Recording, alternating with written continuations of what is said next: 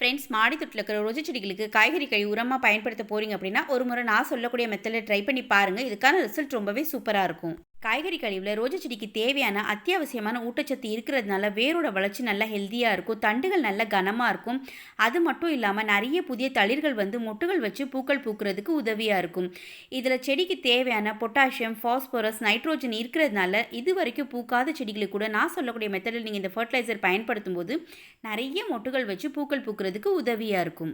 தொடர்ந்து 2 நாளைக்கு நம்ம காய்கறி கழிவு, பழத்தோல் சேர்த்து வச்சாலே போதும். செலவே இல்லாம நம்ம மாடி தோட்டத்துக்கு தேவையான பவர்ஃபுல்லான லிக்விட் ஃபெர்டிலைசர் ரெடி பண்ணிரலாம். செலவே இல்லாத இந்த பவர்ஃபுல் லிக்விட் ஃபெர்டிலைசர் ரெடி பண்றதுக்கு நீங்க சேர்த்து வச்ச காய்கறி கழிவுல ஒரு ஏர்டைட் கண்டெய்னர்ல சேர்த்துட்டு முங்குற அளவுக்கு தண்ணி ஊத்திட்டு 2 நாளைக்கு மூடி போட்டு நிழல்ல ஊற வச்சிருங்க.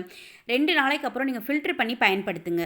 ஃபில்டர் பண்ண இந்த ஃபெர்டிலைசர்லேருந்து ஒரு பங்கு எடுத்திருக்கீங்க அப்படின்னா, சம அளவில் 10 மடங்கு தண்ணி கலந்துட்டு மாடி தோட்டத்தில் இருக்கிற ரோஜா செடிகளுக்கு மண் காஞ்சிருக்கும் போது பயன்படுத்துங்க. இந்த பவர்ஃபுல் ஃபெர்டிலைசர் நம்ம இன்னும் கொஞ்சம் பவர்ஃபுல்லாக மாற்றுறதுக்கு நீங்கள் 10 மடங்கு தண்ணி கலந்து வச்சிருக்கக்கூடிய ஃபெர்டிலைசரில் 1 ஸ்பூன் கோதுமை மாவு கலந்துக்கோங்க. கோதுமை மாவு நீங்கள் கலக்கும்போது கட்டிகள் இல்லாமல் நல்லா கரைச்சதுக்கப்புறம் பயன்படுத்தி பாருங்கள். அதுக்கான ரிசல்ட் இன்னமும் சூப்பராக இருக்கும். இந்த ஹோம்மேட் லிக்விட் ஃபெர்டிலைசரை நீங்கள் மண் காஞ்சிருக்கும் போது தொடர்ந்து 15 நாளைக்கு ஒரு முறை பயன்படுத்தி பார்த்துட்டு இதுக்கான ரிசல்ட் எப்படி இருக்குன்றதை கமெண்ட்டில் தெரியப்படுத்துங்க.